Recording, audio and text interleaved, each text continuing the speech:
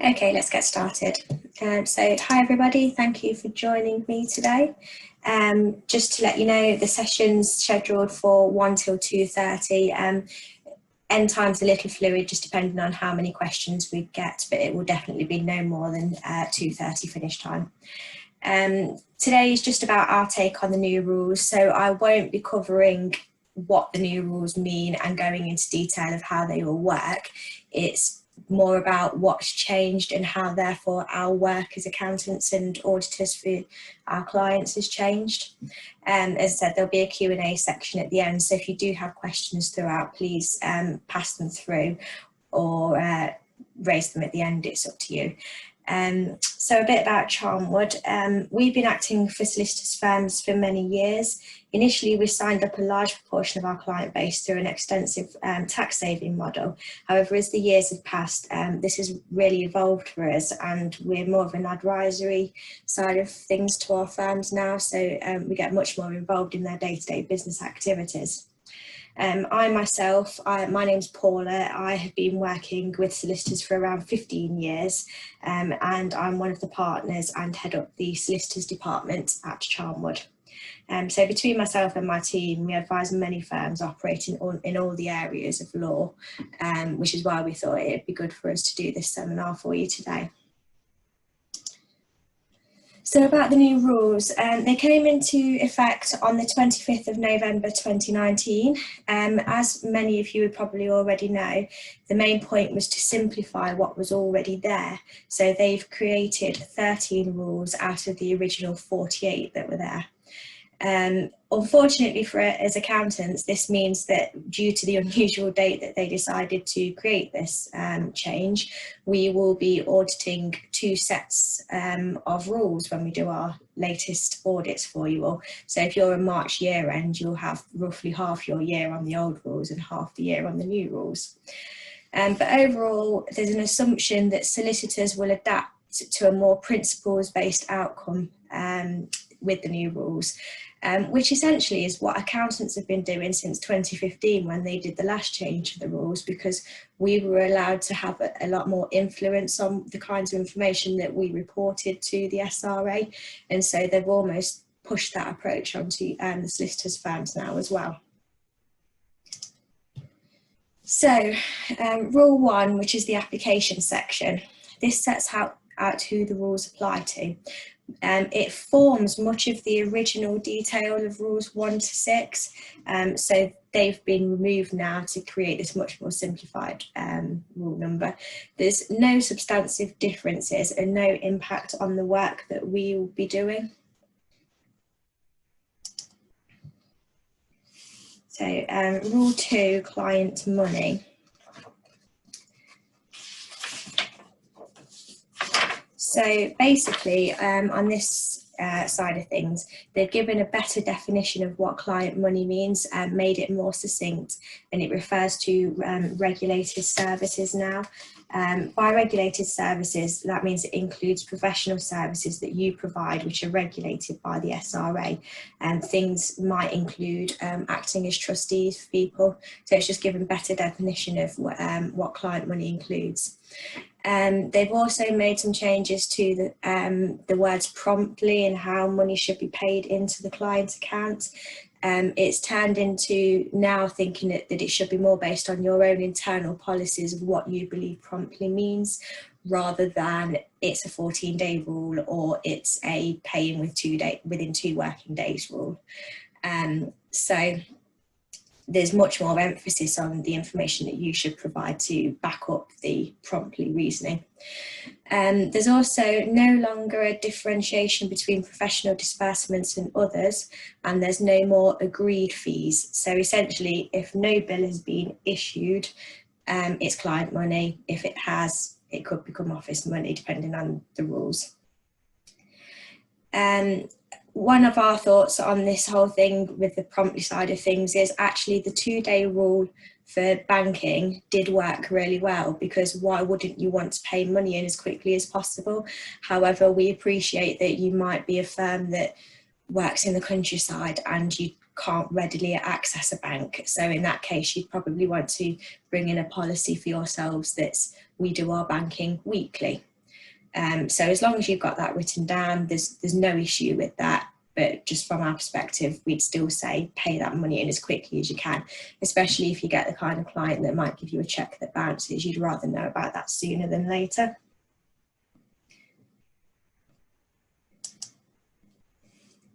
Okay, so pay money into the client account. Now, I'm going to read this out word for word because it's quite a complication.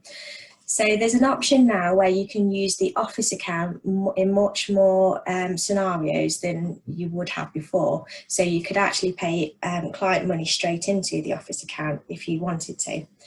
The only way that this can happen though is if you only receive client money for your fees or any unpaid disbursements before the bill is raised, and you incurred the disbursement that you are liable to pay, and you do not for any other reason hold a client account, and you have advised the client that the money is going to be paid into the office account.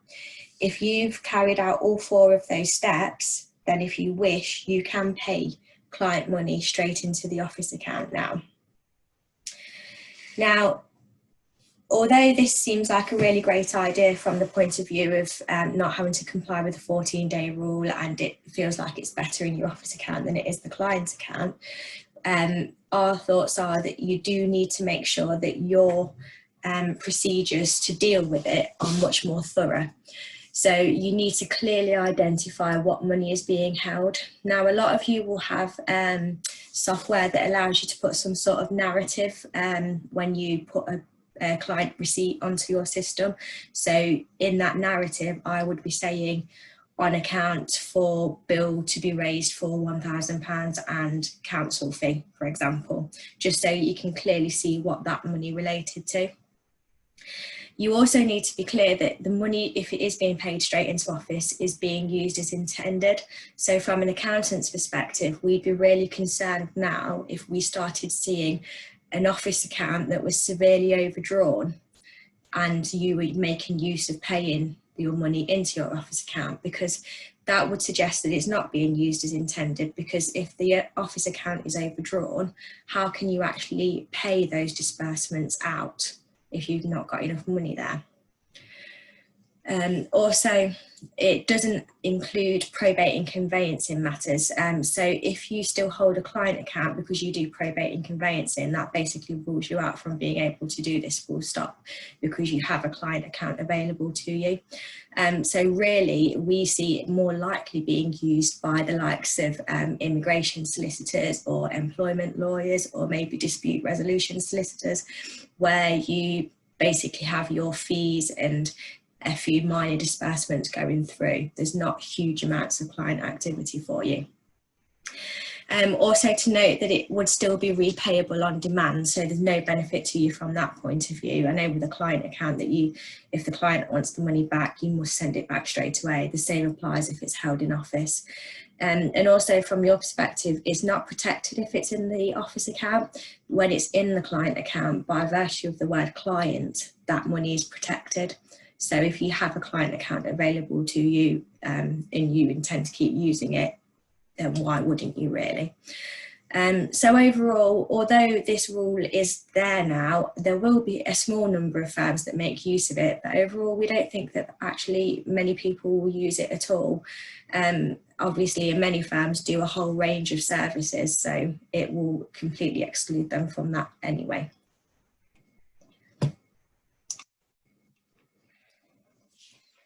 So rule 3, the client account.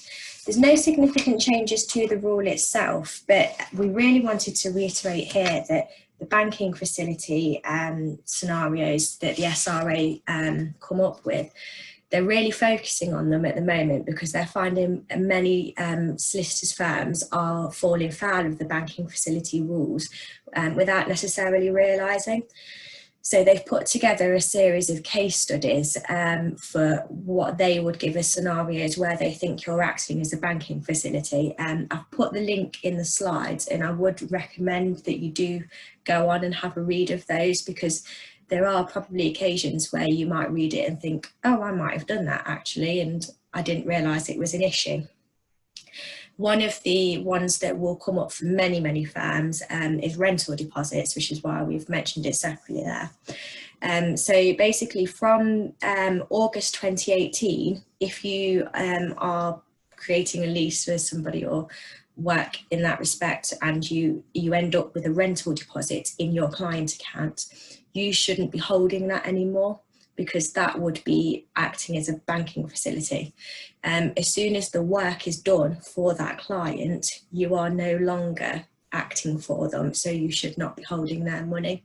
So you need to make alternative arrangements for that rental deposit to be held.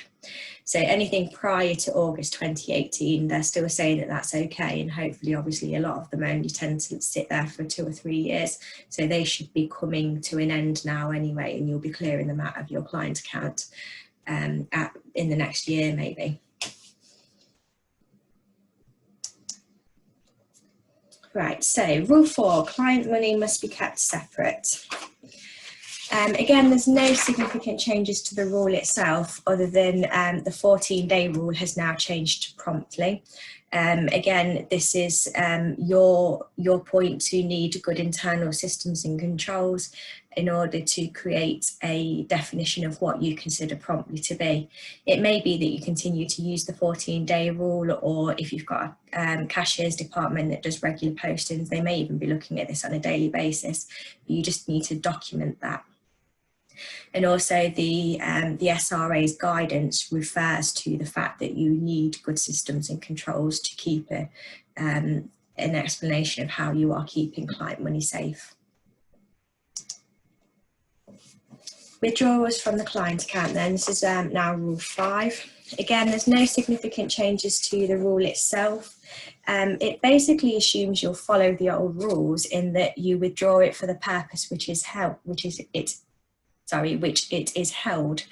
And again, I've highlighted that needs to follow your internal procedures. All of the reasonings behind taking money out of the client account haven't changed, which is why I'm saying you would essentially be following the old rules, but you just need to document for yourselves how that would happen within your internal procedures policy, because the guidance behind the SRA's original rules has now gone. Just to note as well, you can still make payments to charity. Under £500, you don't have to obtain authorisation, but there is now a set of prescribed circumstances, and I've put the link to it there. You must have ensured that you followed all of these before you make any charity payments.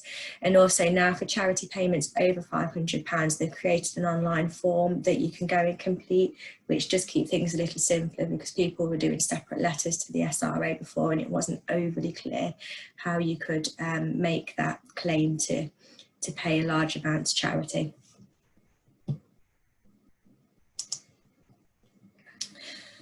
Rule 6, duty to correct breaches upon discovery. So here again, it's down to your internal policies and procedures.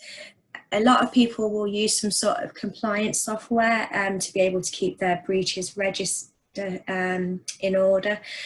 We do have a contact that provides quite an inexpensive compliance software that we can give you information for afterwards if you're interested. But you just need to make sure that you are giving your staff a way to record the breaches.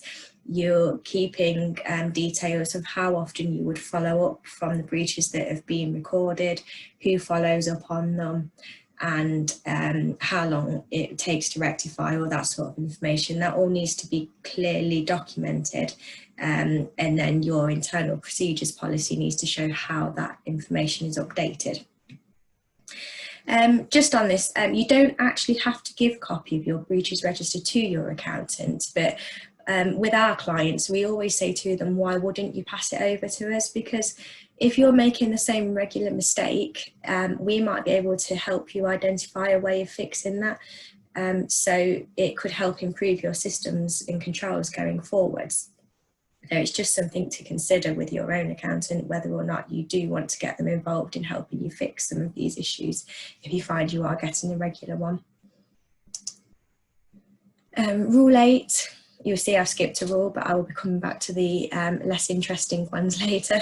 So rule 8, client accounting systems and controls.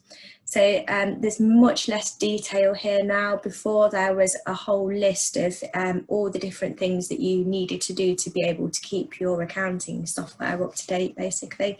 That's all gone, and there is just an assumption that your internal procedures policy will detail how you keep your systems and controls accurate and up to date.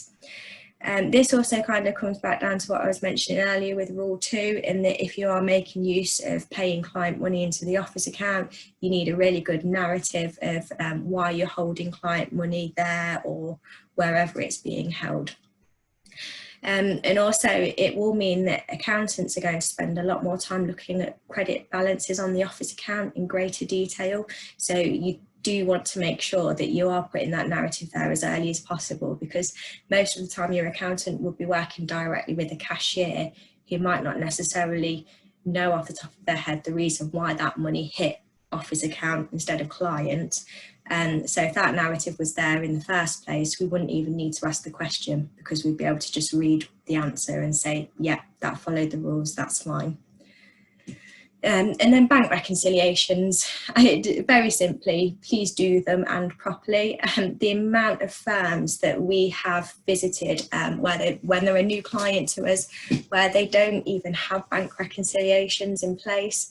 These are so important, as this is like the bare minimum requirement that you should follow in your month-end processes. And if it's not done, it is an automatic reportable breach on your audit report. We can't get around it because it's the most important part of your compliance side of things. And also just to point out now that it is actually a rule that they must be signed by a COFA or a manager, whereas before it was only guidance. So our recommendation would be to sign it and date it, because not everybody remembers to date it as well. Okay, rule 11, third-party managed accounts. So these are all quite new, and basically they're just enabling you to get rid of a client account, so you don't actually have to hold client money yourselves. The point that they're trying to make with this is if you don't hold the client money, you've got no risk upon yourself.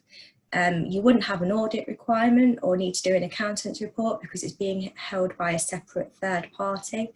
The people out there that are creating it, they think it would reduce cybercrime. I'm not entirely sure I agree with that, because it would depend how you're sending the bank that you'd be using the information to make transfers and payments and things. So that one I'm open to interpretation. There's a possibility it could reduce your professional indemnity insurance.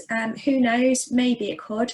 If you're not holding the client account, you've got much less risk, so therefore you'd like to think that your insurance premium would come down. But the SRA have created some ethics guidance for it, so if it's something that you're interested in, it might be worth going and having a read of that and seeing how you feel of it. But our thoughts are the practicalities of actually interacting with the third party. It's so much easier for you if you've got to make a transfer there and then, just go on and do it, whereas you might have to have time slots where you can access the information with the third party that's dealing with it for you, and how you get the information to them. There's all sorts of things like that to consider.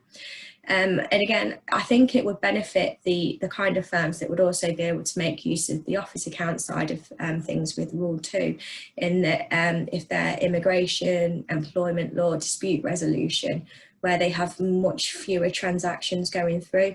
I just personally don't see how this could work for example, like a probate firm and a conveyancing firm, where you have so many transactions on a regular basis.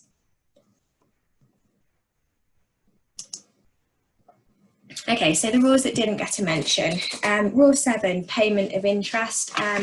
Uninteresting to us because we are not actually required to issue any auditing work on this. The only change for you is that interest doesn't need to be paid directly into the office account anymore. You can put it into the client account, but our thoughts are, practically speaking, it would be probably easier to continue paying it into the office account, because it would make the reconciliation of your client account much more difficult.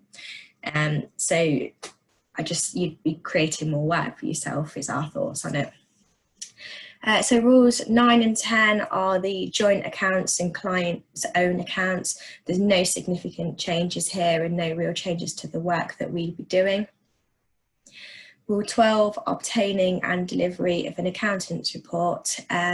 Just to note that because of the rule change, your accountant will be issuing updated engagement letters to reflect the new rules. For our clients, we're sending them out when we are completing the work and doing the accounts preparation and things. So when you get your documents for signing at the end, that's when we'd be issuing our new engagement letters for you to sign as well. But every firm will deal with this differently, but do expect one. And also, accountants are still not actually required to submit the qualified report, but in most cases, if it is qualified, the firm usually does do that for you. But just a reminder that it is your responsibility as the law firm to ensure that your qualified report is submitted to the SRA. And then rule 13, storage and retention of records. There's no real change there. You do still need to ensure that you keep your records for 6 years. Okay, so throughout everything that I've just mentioned there, I constantly referred to an internal procedures manual. So you're probably thinking, where on earth do I start? How do I write one of these? So our opinion of this whole thing is it can only be good. Regardless of the rules, it is good practice for any business to have some sort of internal procedures manual. Basically, a business should not stop if a staff member went on leave or left the firm or is off sick for some reason. You should be able to keep going. There should be a set of procedures that you can follow that is their normal day-to-day tasks. It also would help with the process of onward sale of a business, because if you created a Bible of everything that you do within your business, it means you can walk away and a new employer could just walk in and carry on running that business, which just makes it all the more saleable for other people.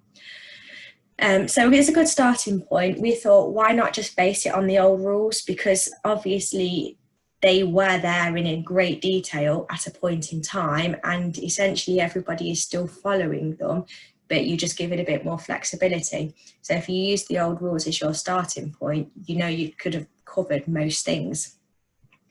And just as a little tip, we've considered the post-it note approach. So each time something pops into your head that you think, I do that task, just write it down on a post-it note, and then put them all up on a wall or a whiteboard or something, slotting them into the order that you think that they happen. Take a photo of it and then just sit and write it up. It just gives you a way of trying to mind map everything that you do. So as a little bit of a guide of some of the things that we'd be considering, we've based this on our permanent section of our own audit files. So when we go out and visit our clients, we sit down with them and create some systems notes. So what I've documented here is the information that we collate for our own systems notes. So the client sign-up process, in your mind, you should walk through the life of a client from the moment that they come in the door.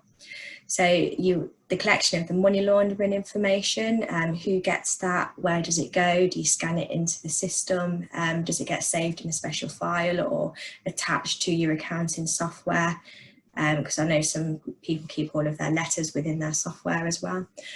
Who creates the engagement paperwork, do you have an external system that creates that paperwork, because there's some electronic ones out there that do it all for you.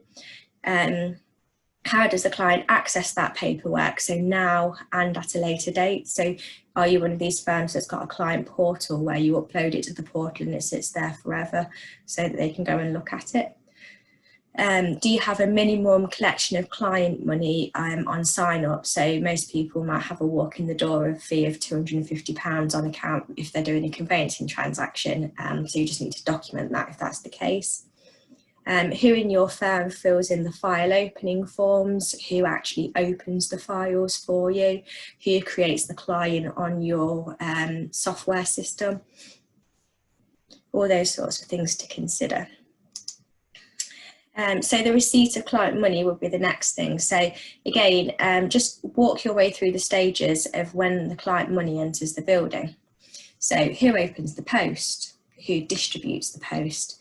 How do you record that money being received before distribution, just to make sure that it doesn't go astray? So do you keep a little red book where whoever opens the post just writes down everything that they've received, passes it to the cashier, and then as the cashier gets it back in from the fee earners, say they tick it off to say, yeah, I've had all of the day's receipts back to me.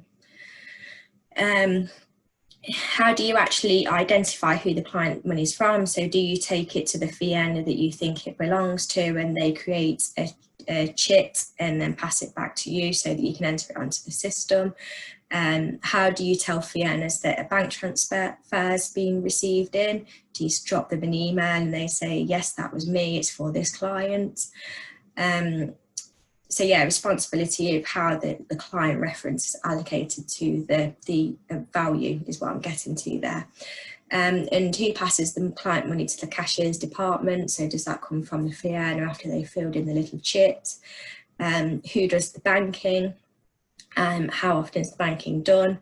And do you have any cash receipt limits? So some firms who, for insurance purposes, can only accept £500 in one transaction. Do you have that policy in place? Withdrawals. So again, walk through the stages. Who's responsible for looking at the client and office account interactions and how often? So here I'm talking about the 14-day rule. Is it the cashier that when she does the daily processing, she makes a list of all the money that could be transferred, and then does she ask somebody for authority to make that transfer? Who can log on to the bank and set up the payments, and then who can make those payments? Is there multiple approval processes for when payments are being made? One of the main reasons I'm mentioning all of this here is the fraud factor. So obviously from our work that we do, we have to assume there's a possibility that client money's been stolen, as horrible as that is to say, but that's the way we have to approach our audits. But if you've got multiple people involved in a process, that risk factor reduces significantly, because if there's only one person doing every single thing, it will be much easier for one person to hide any fraudulent activity. But also on the secondary side of that is it's external fraud you need to be thinking about here as well. So many of our clients have experienced fraud now by email, where somebody's intercepted emails and a payment's gone to the complete wrong person and they've never been able to recover it. Our own policy at Charnwood now is that we do not approve any payments by email whatsoever anymore, just because it's just not safe. So do you have something in place of a similar nature to ensure that you're not at risk of fraud? So the systems posting side of things, so this ultimately is the cashier's role.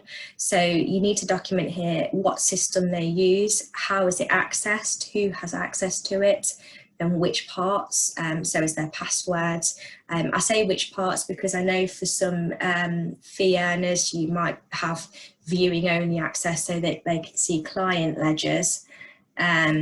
But obviously the cashier would have full system access, and maybe partners have full system access and things like that. So you just need to make that information clear.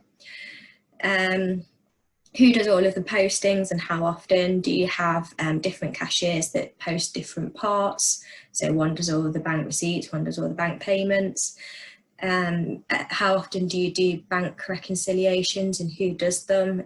Please ensure that they're three-way bank reconciliations when you're doing these. Whether you do them daily or weekly, you just need to document that. And who does the month-end procedure? So the formal month-end bank reconciliation, printing off the trial balance, the profit and loss account, all of the things that you might do for your management account purposes. So it's who does that, Where do they save it? Is it paper or electronic? Do you have a specific place within the system where all of those reports are saved, and in what format are they saved? And then also what you do in the event of a fire, so what your backup procedures are, and how you could restore data if you did lose everything. Control environment. So this is the governance of the practice. So our tips for this section, which I think is actually a really difficult section to understand, it's thinking about your management structures, reporting lines, roles and responsibilities, that sort of thing. So who forms the management team? Maybe an organisational structure might be worthwhile in this section. What are the management roles and responsibilities? So who is responsible for each part of the business? The reporting lines for staff. Who do you report breaches to? How are they recorded, and who receives the breaches register? How quickly is the breaches register actioned? And this isn't part of our work, but it's worth mentioning here who does your client file review procedures and deals with the client complaint side of things as well. Because for completeness, you might as well make this internal procedures policy include everything, not just the accountant's requirements of the policy. And then there's a few things that do get overlooked and tend to only get picked up when we're doing our year-end work. We found with quite a lot of our firms. So as a good practice, we're suggesting that perhaps you should build these into your month-end procedures as well. So the matter balances report, the WIP balances report, and the age debtors, 3 important reports that you should look at on a monthly basis. Our opinion is that you should pass these to the fee earners because they are the most likely of all the people within the business to know why you're still holding client money, why there is a WIP balance on that ledger, or why that debt hasn't been chased in. So distribute those 3 reports to each fee earner on a monthly basis to work on. But the important part is to actually make sure it gets actioned and passed back to somebody to take responsibility for it. Because if you just distribute it out and say, have a look at this, will it get done? It needs to be a rule that it's passed somewhere. So the point of it is to make sure that cashiers or the practice manager do regular WIP write-offs. If you're actually doing your WIP write-offs and archiving your files and things like that, it would also enable you to monitor performance much more accurately, because you'll be able to see what kind of time your fee earners are writing off and whether you're billing enough to the clients or whether they're a bit slow and need extra training, all things that could be considered if you have good write-off systems in place. It needs somebody to take responsibility for monitoring the old balances and chasing the debtors in. So old balances, obviously, you need to follow the original rule that was in place, which is to pay it back as promptly as possible or inform the client in writing every 12 months. And this is the biggest rule that we end up reporting on because so many people miss it.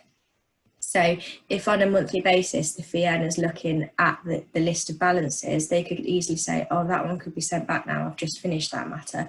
Or, oh, I'm holding on to that one. The last date we spoke about it was this, so we probably need to set a calendar reminder to annually remind them.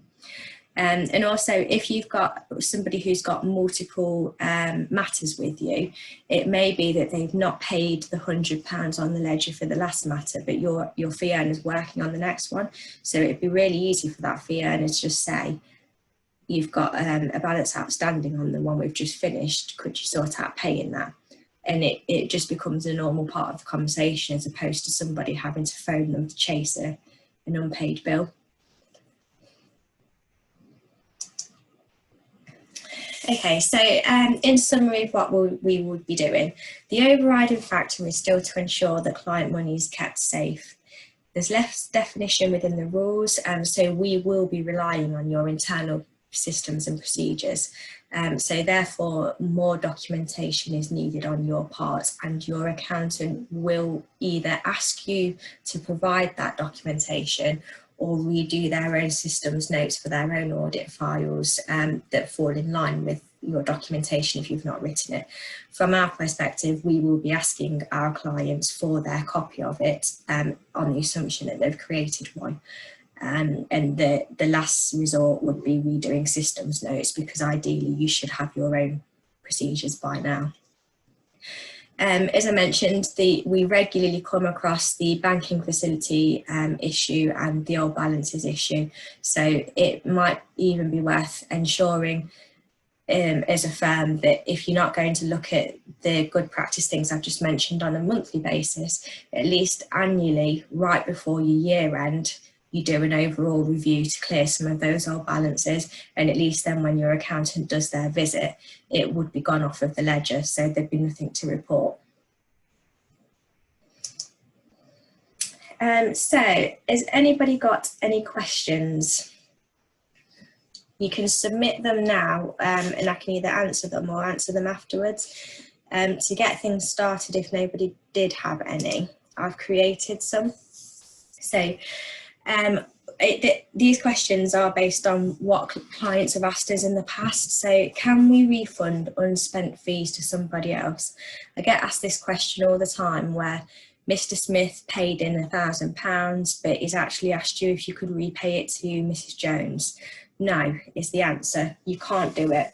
You should do everything in your power to ensure that you send that money back to the client that you're acting for and the client that paid the money in the first place.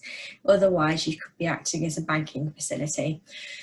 We've had scenarios where people have been in prison and they don't have a bank account or things like that. And we've spoken to the SRA about these occasions.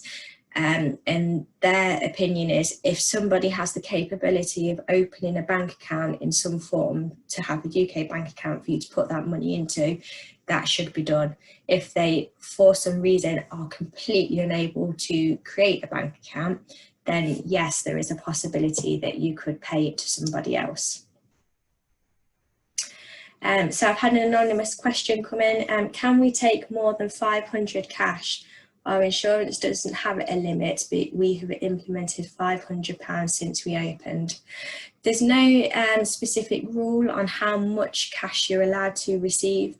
In most of the insurance will only cover you for a certain amount of cash being held on the premises. It might not necessarily be professional indemnity insurance, it may be public liability insurance that also might mention that. But the more cash you accept, the more risk you are of worrying about the money laundering side of things, because you'd be considering where that cash came from.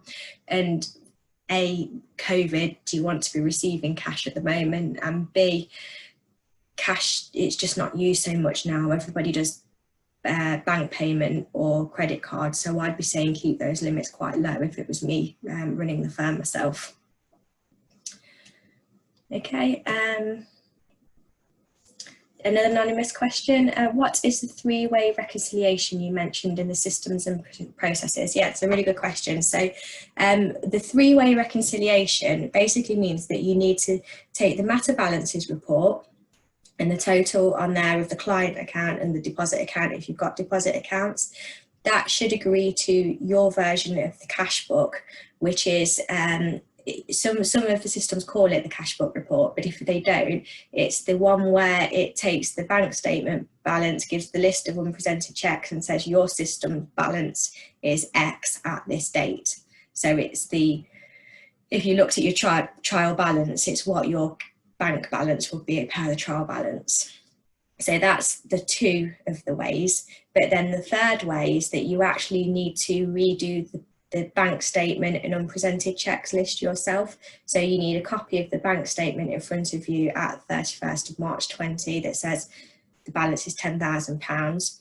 You should have a list of your unpresented items. So say you've got outstanding checks of £500, that leaves you with a balance of 9,500 available.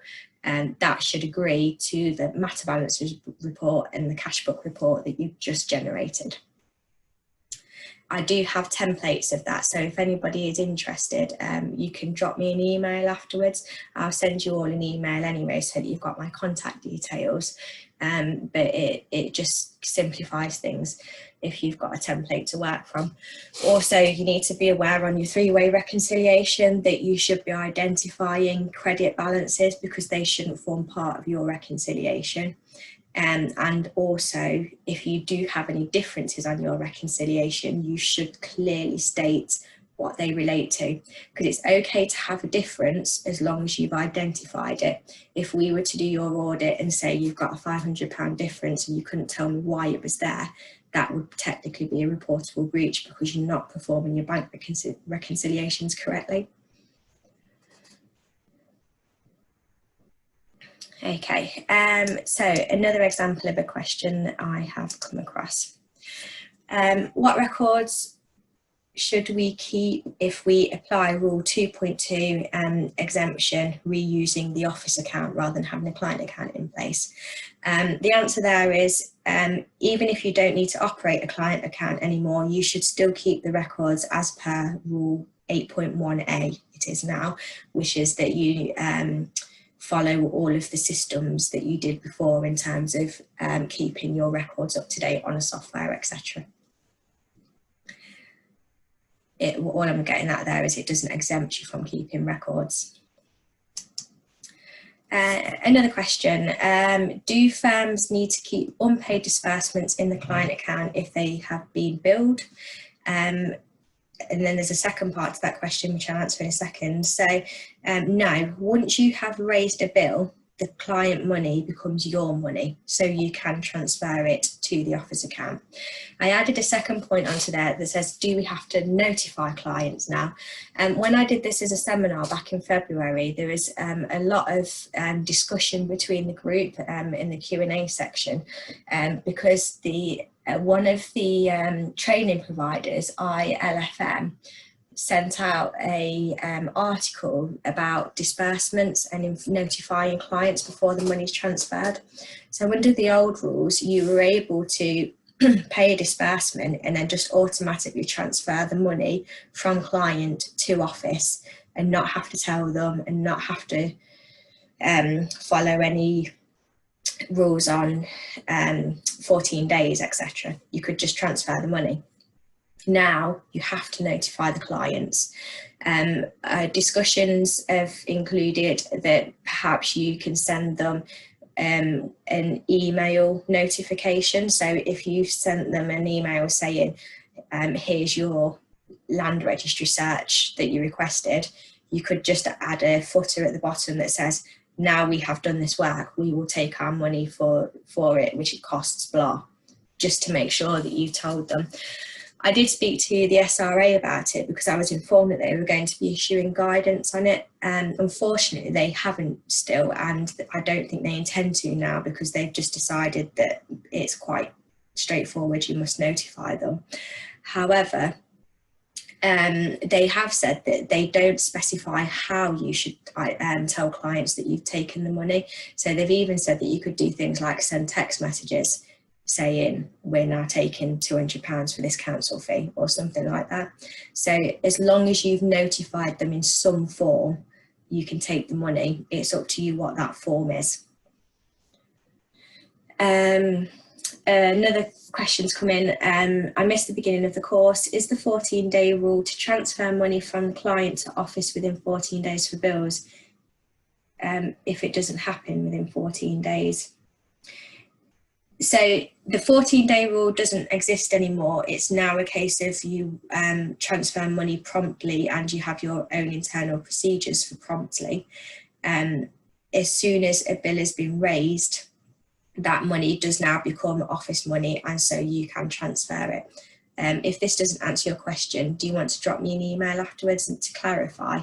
Because I'm not entirely sure I've covered your answer there. Okay. And then another question that you might have thought of is, if you're exempt from obtaining an accountant's report before under the old rules, are you still exempt? Yes, you are.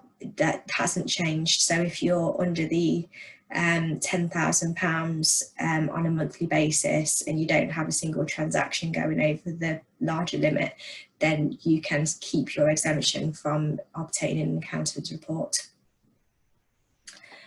I haven't received any more questions, so I'll assume that's it for those, but if you do have anything to ask me, please do let me know. So Charnwood Accountants, what we can do for you, we do offer a free no obligation meeting to discuss our services. So if you are interested in some of the things that I've spoken about today and feel that your own accountant hasn't covered this with you, please do have a chat with us, because it's free and it will be a couple of hours of your time to see if you can obtain a better service. And we do a free benchmarking report and a 2-hour target setting session for any new clients. Our existing clients get this done automatically for them. Our benchmarking report is available on our Charnwood for Solicitors website as well, so you can go and fill that in yourself to see where your performance is really good or lacks against other firms in the same industry. So it's worth having a look at. So thank you all for listening. If you do have any other questions, please do let me know, and after this seminar I will send an email around with the video and the slides if you do want to have a look at anything at a later date. So thank you.